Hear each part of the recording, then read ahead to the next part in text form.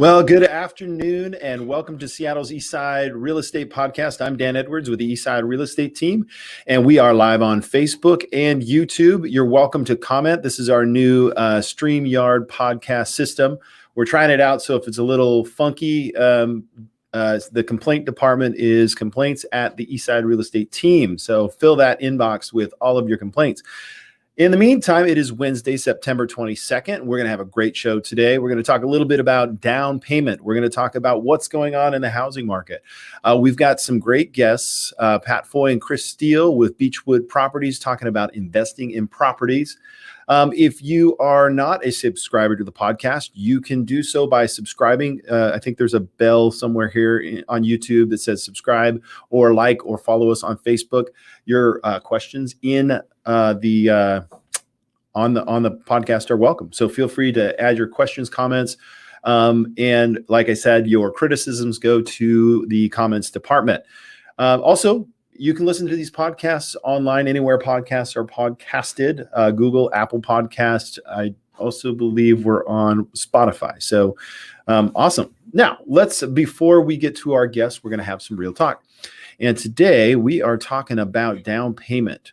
And the major question is 20% down payment really necessary to purchase a home? And this is a common misconception. Now, certainly you could put more than 20% down, but what's the deal? What is the deal with that idea that you need 20% down? And what that does is that comes from some guidelines that talk about the risk to the lenders. So the lenders out there are looking to have some protection in the event that a market changes. And that's why they look at that 20% mark, because what they feel is your equity is enough that if you had to sell, you could sell and still get out if a market were to go down a little bit. So that's where 20% comes from. But the fact is, according to a Lending Tree survey, that those surveyed have found that the major hurdle to them is saving up that down payment. And most individuals think that you have to have that 20%. But the truth of the matter is Freddie Mac says that the average down payment right now, maybe you can guess if anybody is online with the comments. Let's see if anybody. Nope. I'm still waiting for somebody to comment, but let's just pretend like they are. But the average down payment right now is only 12%. So it's a big hurdle that a lot of people are out there considering putting a down payment and saving up a lot of money. And right now, home appreciation prices are gaining in excess of the time it would take you to save up the additional 8%. Right? So home prices are gaining at a rate faster. It's interesting. According to the National Association of Realtors, the most damaging myth right now is that 20%. It keeps people from moving forward. The truth of the matter is there are programs out there that will allow you to put 3% or even lower down. And we put a call into our lenders to see if they could come and kind of explain the different programs they have. But the lenders are super busy. Why? Interest rates are super low. Buyers want to buy. So right now, I can tell you from a couple of different standpoints, there is down payment assistance. So Washington State Housing Finance Commission has options for home buyers. And what they do is they actually assist you with the down payment amounts. Now, does that mean you have to come to the table with zero down? Not necessarily. It does depend. So you should have some savings when you're looking for a house. But there are USDA programs. This is kind of weird. This is for rural properties on the outskirts of King, Snohomish, Pierce County. So you could actually go through the USDA backing and then VA loans. Now, VA loans are 100% guaranteed and they require 0% down. The advantage of a VA loan is that it provides the borrower the ability to actually get a similar rate without paying private mortgage insurance. And private mortgage insurance is kind of the big deal about the 20% down. So when you put more than 20% down, you don't have to pay private mortgage insurance. So while you don't need to pay 20% down, anything less than 20% down on a conventional or FHA loan are going to have some type of mortgage insurance. And remember, that goes back to my earlier comment that said that there is that better desirability to be 20% or more down. Okay. Now, that being said, just kind of talk about the environment in the housing market today is we have multiple offers, and we have a lot of people who have saved up money down, and their goal is to put a down payment, but they're having to come in with an additional down payment. So for some of the more competitive locations and situations, you may need to allocate more than 20% down. What happens is you go in with an offer to buy a property and you declare that you're going to put 20% down.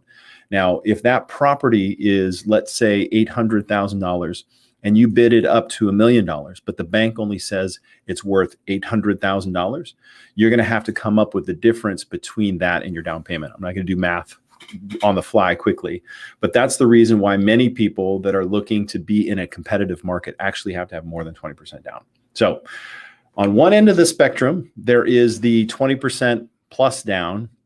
And then on the other end of the spectrum, we are helping buyers get homes with less than 20% down, anywhere from 0 to 3.5. And I guess the first time home buyer, the average according to surveys is 7%.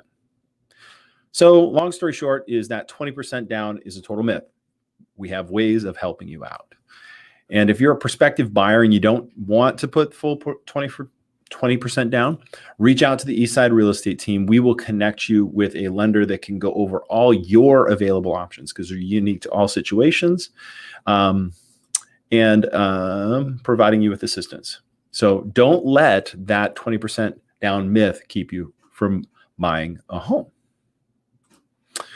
All right. So up next, after this short commercial break, we are going to be talking with Chris Steele and Pat Foy of Beechwood Properties. But first, here is our short commercial break. Let's see how this goes. I have to do that. Nope. I think I do that. There we go. So if you have mold, you need Advanaclean of the Eastside. So Lynn and Stacy of Advanaclean are certified mold remediation company, and they're specially trained to remove mold safely and effectively.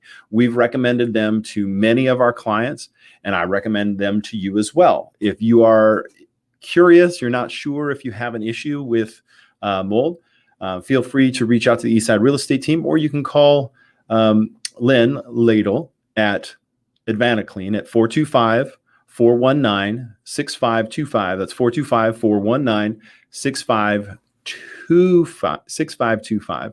And if you mention this podcast, you'll get 10% off your bid anytime you mention Dan Edwards with the Eastside Real Estate or anybody on the Eastside Real Estate team. All right. So welcome back to the show. And I am going to bring on our next guest here. And we are going to find the right... I liked which one? This one best. Yes, there we go. Sorry. All right. So we are here with Chris Steele and Pat Foy, co-founder of Beechwood Properties Investment. Now I'll give Chris is a Boeing aerospace engineer who has 15 years experience owning and renovating residential rental properties. Chris's engineering background has provided him with an excellent program of management and communication skills that are ideally suited to the real estate business. Now, Pat is a senior Boeing aerospace stress analyst. He is why the planes stay flying in the air, right? The stress. He's got 10 years experience owning residential rental properties, and Pat's engineering background has provided him with excellent analytical skills, ideally suited for evaluating investments and the real estate business. Chris, Pat, welcome to the show. Thank you. Thank you so much, Dan. Great to be here. All right. Well, now, before we get started, is it true that you both secretly wish you were born an American? Well, we are American. We have American. You are American. Now. I know. That's we don't. true. We don't sound American. We welcome you to our country. All right.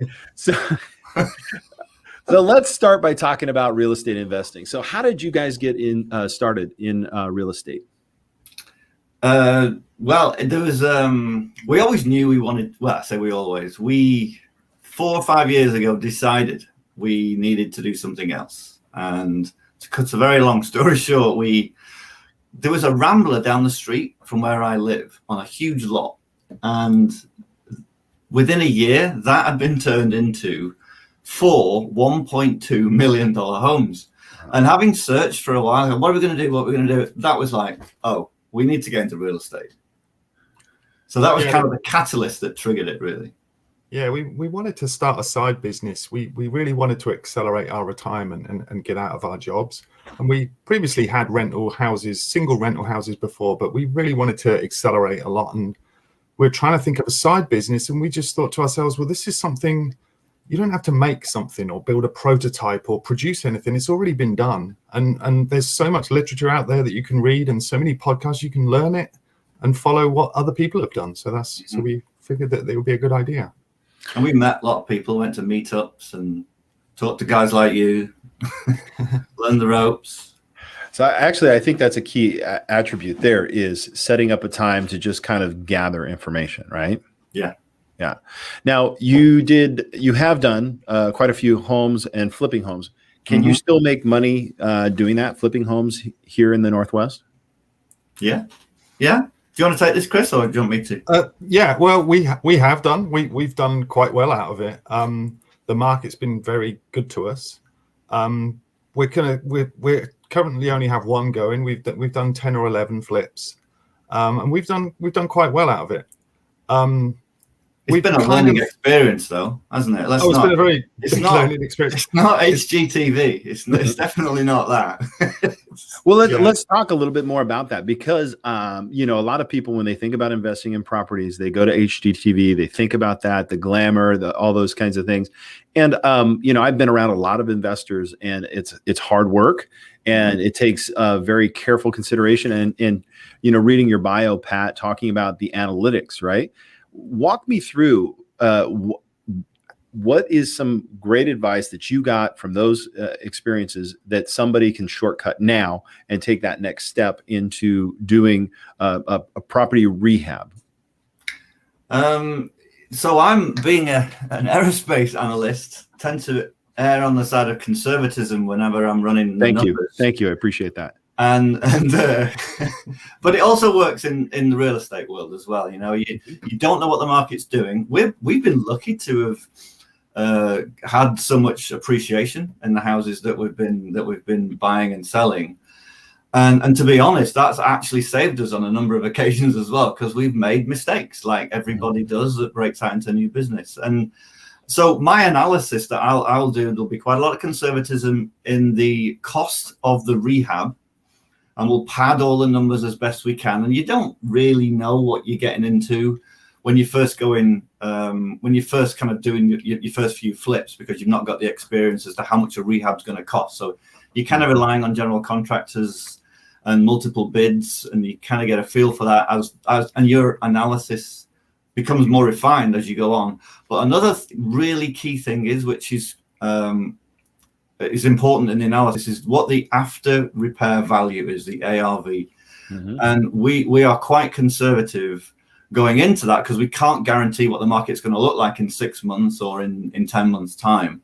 Right. So you kind of estimate it what it is right now with a bunch of comps, and you work with real estate guys like you, and you get an idea, knowing that or hoping that it'll appreciate, but you're not banking on it in your numbers. And if those numbers kind of work out that you can make your profit, you can pay for your rehab, and you can buy the house, then you'll pull the trigger. Yeah, and that actually answers the question. Yeah, no, it's good. Yeah, and especially with the ARV as well. When you're buying a house flip, often you'll be buying it from a wholesaler, and they're going to pump up the ARV. They're going to give you a good ARV, and you got to do your own homework and be conservative with that number, and maybe not take the first number that they give you, and put a bit of conservatism into the analysis and lower that just to give you some buffer. Yeah, because and so we'll make mistakes, and they'll cost money, and it'll always take longer.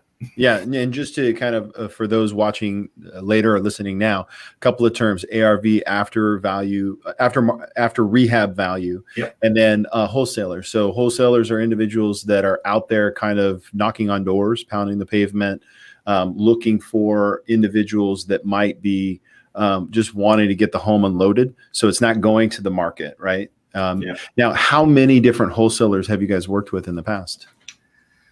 And what I mean by that is you have them sending you deals. Maybe you're not working with all of them. Yeah, we've only worked with a couple because we haven't been doing the volume. It's not like we've been house flipping 100 houses. So we've only worked with a couple, and quite often they're out there finding deals, and they've got multiple clients that are interested. So quite often you'll go to one of these flip houses, and there'll be another group there looking at it. But these wholesalers, in general, they might have done house flips in the past. They know a bit about renovation and how much things cost, and they know about the housing market. So they'll put a package together and say, this is the house, this is kind of what your renovation is going to cost, and this is the ARV. But it's kind of down to you to double check those numbers and not take them at face value, because that's where the errors can be, and that's where you can potentially get stung.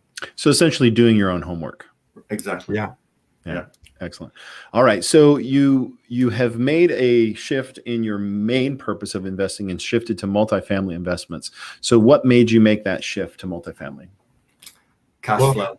Yeah, cash flow. But the thing about house flipping is it's very glamorous and it looks great on TV, but it's work and it's a transactional business. The moment you stop doing it is the moment you stop earning money.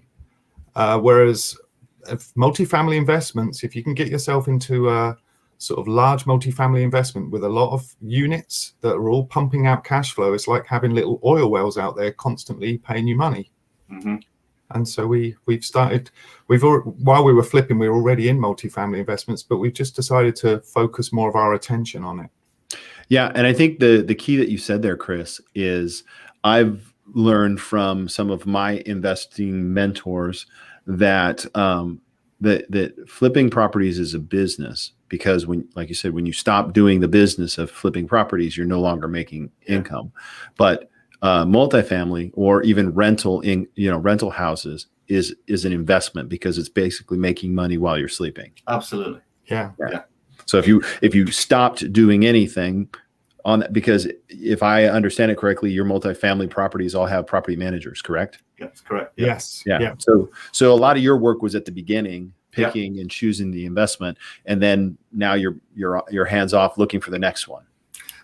Sort of. It depends on your property manager. You have to manage the property manager as well. And we've gone through it on one of our properties over in Eastern Washington, and we ended up switching property managers because we were getting no joy from that, and it was becoming a job for us to manage them. And we're like, this isn't working out. There's got to be somebody better. And that I think that's a good thing open for discussion is your team, right? And this even goes back to the flipping properties is the people that you surround yourself on your investment team. That's key. So how did you pick? Obviously, property manager is one, but you have other partners in the multifamily investment, right? Okay. And how do you pick those? Well, you meet them.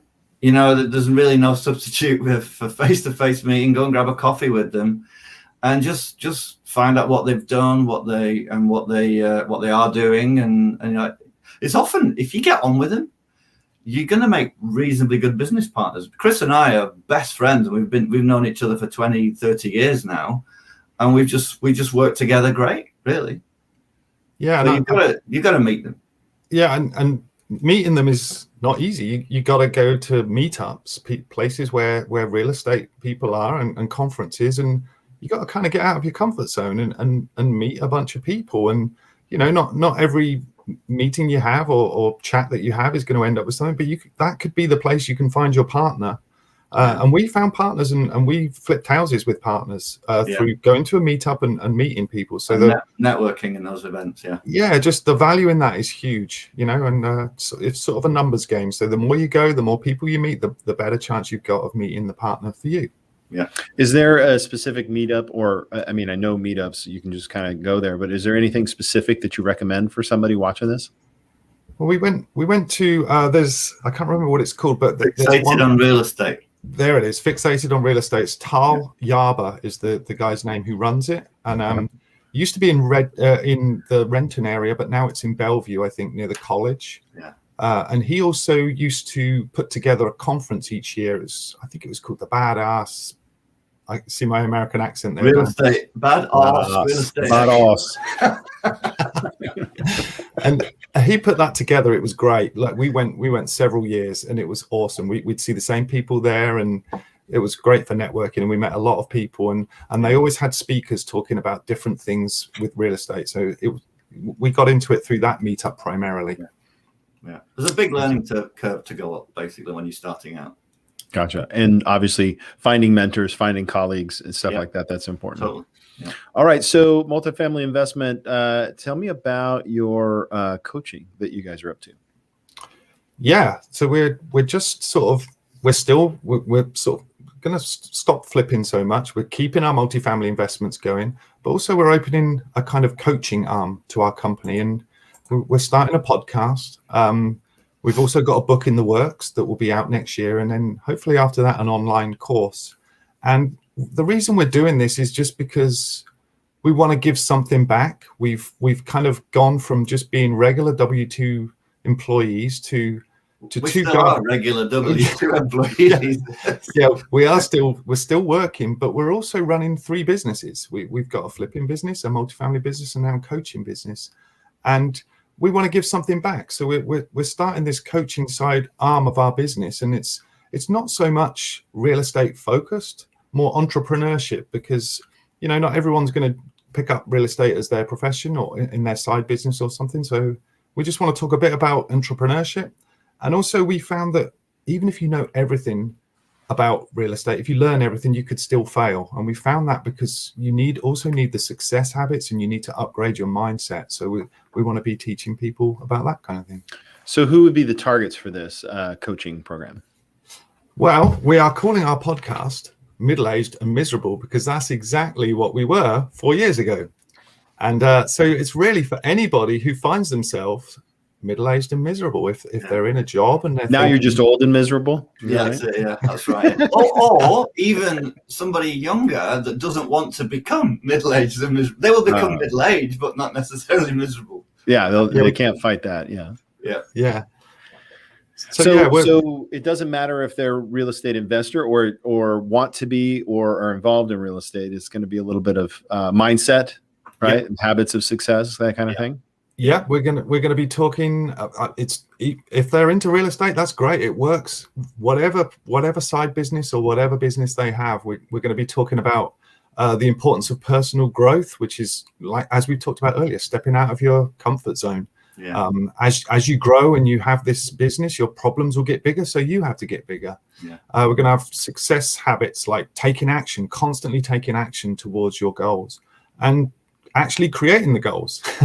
A lot of people don't do that, but to create the goals and chunk them down into 6 months, 1 year, 5-year plans. And then also to be responsible and not just kind of have an attitude of there's no deals out there or the market's not favorable, really taking responsibility and getting out there. And there's also some tips and tricks on the things that we've learned about actually running a business. One of the interesting things that took us by surprise was, you build a business. When you've got no business, it's all growth.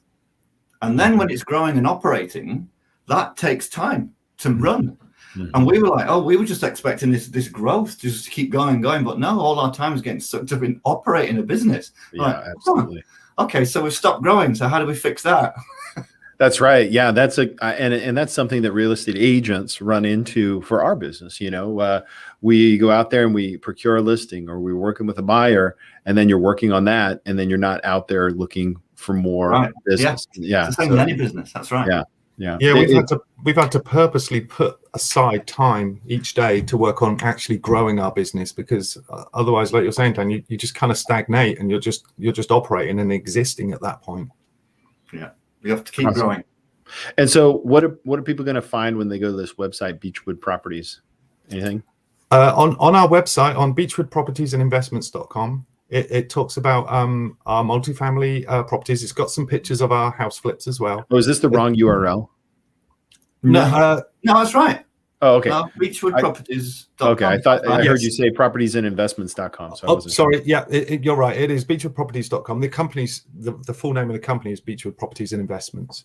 It's got some. It shows our properties that we have. We are in a 70-unit property in Moses Lake, Washington, and 173-unit property in Tucson, Arizona, And we're also passively invested in several properties in Texas, which are all on the website.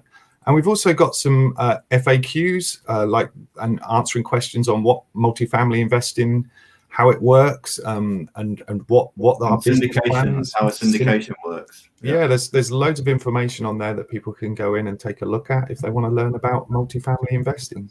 Yeah. Excellent. All right. Well, you guys, looks like we're about at time, and I just want to say thank you so much for coming in and sharing. And I've had lots of conversations with both of these guys about real estate investing, and mindset. And feel free to go to their website, reach out to me. I'll put you in contact with them.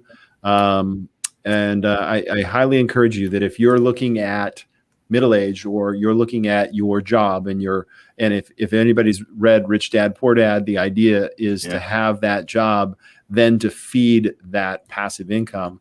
I mean, obviously I'm a real estate agent, so I can't think of a better investment, but I know there's stocks out there. I know there's Bitcoin out there, but there is not a investment like real estate where you can actually rent out that investment to others.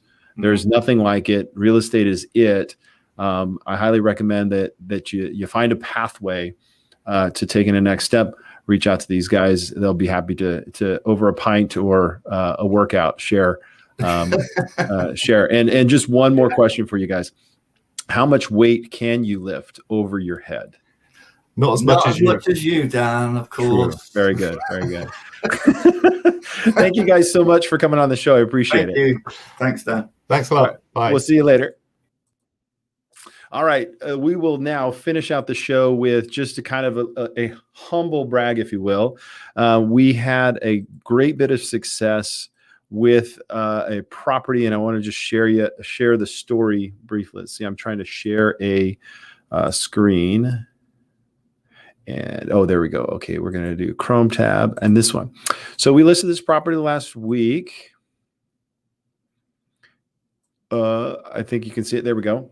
This is in Bellevue. This is an adorable 3-bedroom, 2-bath. And that's funny that I'm noticing the StreamYard kind of slows things down a little bit. So forgive me if it's chunky, but just a cute, adorable home.